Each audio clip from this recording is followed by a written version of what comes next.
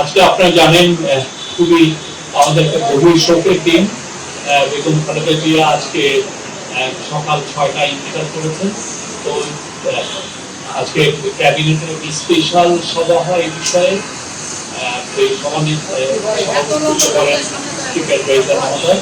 তো এই বিষয়ে আমাদের adviser law adviser professor Asif Nazrul বিস্তারিত জানাবেন। আসসালামু আলাইকুম। আজকে বাংলাদেশের জন্য, বাংলাদেশের প্রতিটি মানুষের জন্য গভীর শোকের একটা দিন। আজকে বাংলাদেশের 3 বারের সাবেক প্রধানমন্ত্রী, গণতন্ত্র, সার্বভৌমত্ব এবং বাংলাদেশের মর্যাদা রক্ষায় অতন্ত্র প্রহরী আপসীয় নেত্রী বেগম খালেদা জিয়া ভোর 6টার সময় শাহাদাত বরণ করেছেন। ইন্না লিল্লাহি ওয়া ইন্না ইলাইহি রাজিউন। গোটা জাতির মতো আজকে আমাদের সরকারে যারা আছেন আমরা গভীরভাবে শোকাভিভূত।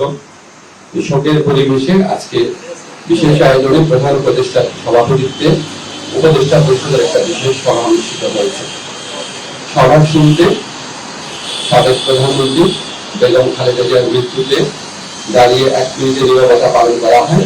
তার হাতটার মাগফিরাত কামনা করে মোনাজাত করা হয়। মোনাজাত পরিচালনা করেন আমাদের ধর্মমন্ত্রী। সভা বেগম জিয়ার মৃত্যুতে আগামীকাল থেকে 3 দিনের জন্য রাষ্ট্রীয় শোক প্রস্তাব গৃহীত হয়েছে এবং আগামীকাল সাধারণ ছুটির ঘোষণার সিদ্ধান্ত হয়েছে। সভায় বেগম জিয়ার মৃত্যুতে শোক প্রস্তাব গৃহীত হয়। শোক প্রস্তাব পাঠ করেন আমাদের তথ্য ও পরিবেশ উপদেষ্টা। সবাই সিদ্ধান্ত হয় যে বাংলাদেশে যত দূতাবাস আছে পৃথিবীর বিভিন্ন প্রান্তে সেখানে শোক বই করা হবে। সভায় বিশেষ আমন্ত্রণে অংশ নেন বিএনপির মহাসচিব জনাব মির্জা ফখরুল ইসলাম আলমগীর। তিনি সাবেক প্রধানমন্ত্রী বেগম খালেদা জিয়ার পক্ষ থেকে, খালেদা জিয়ার পরিবার বেগম দলের পক্ষ থেকে অন্তর্বর্তীকালীন কৃতজ্ঞতা প্রকাশ করেন এবং বেগম জিয়ার নিরাপত্তা সহ সকল ক্ষেত্রে প্রয়োজনীয় সহযোগিতা প্রদান করার জন্য ধন্যবাদ জানান।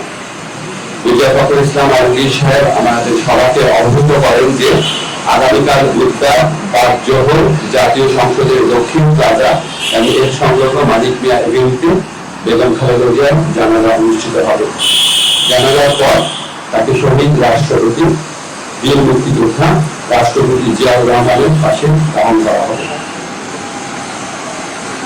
ওনাকে দাফন করা হবে শহীদ রাষ্ট্রপতি জিয়াউর রহমানের পাশে। আজকে সবাই বেগম জিয়ার দাফন এবং জানাজা সম্পর্কিত বিষয়ে সরকার সব ধরনের সহযোগিতা প্রদান করবে বলে জানিয়েছেন মাননীয় প্রধান উপদেষ্টা। মাননীয় প্রধান উপদেষ্টা ডক্টর মোহাম্মদ ইউনূস সভায় বেগম জিয়ার বিষয়ে বিভিন্ন স্মৃতিচারণ করেন। একটা কথা বলতেই হচ্ছে, যদি আমাদেরকে মনে করি শেষ যখন দেখা হয়েছিল বেগম জিয়ার সাথে একান্ত অনেকক্ষণ কথা বলেছিল। আপনারা জানেন সেনা অনুষ্ঠিত হয়েছে প্রোগ্রাম, সেটা অত্যন্ত সুন্দর ছিল। সবার সাথে কথা বলেছেন এবং উনি স্মৃতিচারণ করেছেন মাননীয় প্রধান উপদেষ্টা। এবং উনি বারবার বলেছেন যে আজকে এরকম এক জাতির এই বিশেষ মুহূর্তে আমাদের বেগম খালেদা জিয়ার উপস্থিতি অনেক প্রয়োজন ছিল। গোটা জাতি ওনার জন্য দোয়া করেছেন, আল্লাহর ইচ্ছা উনি চলে গেছেন। কিন্তু বাংলাদেশের ইতিহাসে, বাংলাদেশের প্রতিটি মানুষের হৃদয়ে, বাংলাদেশের প্রতিটি আত্মমর্যাদাশীল গণতন্ত্রকামী দেশপ্রেমী মানুষের হৃদয়ে ওনার অবস্থান অক্ষয় অবিনশ্বর হয়ে থাকবে।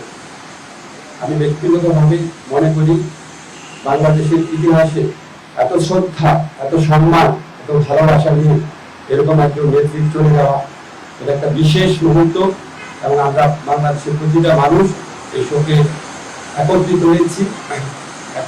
একত্রে আমরা আগামীকাল শোক দিবস পালন করবো, এরপরে যেদিন শোক দিবস পালন করবো, সবাই আমরা বেগম খালেদা জিয়ার প্রতি যথার্থ সম্মান প্রদর্শনের জন্য ওনার যে জানাজা হবে এবং ওনার যে দাফন কাজ হবে সেটা আমরা অত্যন্ত শৃঙ্খলার সাথে আফগান পরিবেশে আমরা আমাদের সবার দায়িত্ববোধ থেকে সুশৃঙ্খলভাবে এই অনুষ্ঠানগুলো আমরা দাফন এবং জানাজার যে কর্মসূচি রয়েছে সেগুলো আমরা পালন করবো, এই প্রত্যাশা আমরা ব্যক্ত করছি।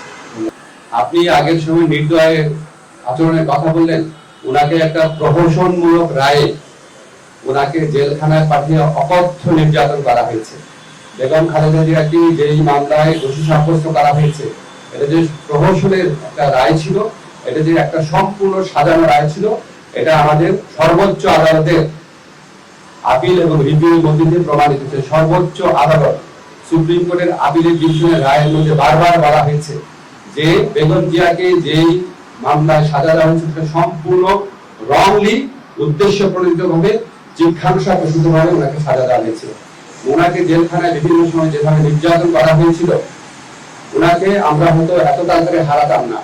আমি ব্যক্তিগতভাবে মনে করি বেগম জিয়ার এই মৃত্যুর পিছনে ফ্যাসিস্ট যে প্রধানমন্ত্রী ছিলেন শেখ হাসিনা এবং ওনার যে সরকার আছে অবশ্যই তার দায় রয়েছে।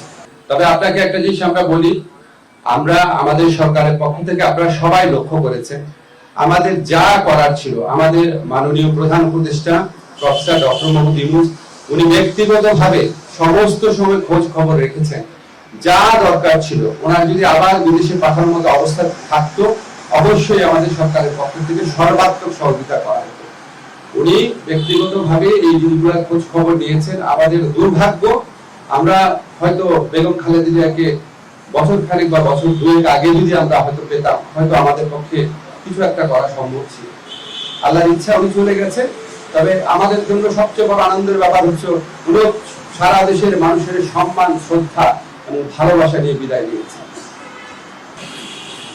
ঠিক আছে, আপনারা সবাই ভালো থাকবেন। এই বিষয়ে একটা মিটিং হচ্ছে এখন 12:30টার সময়, কালকে সিকিউরিটি সিচুয়েশন আমি জাস্ট মাইকে বলে দিচ্ছি, কালকে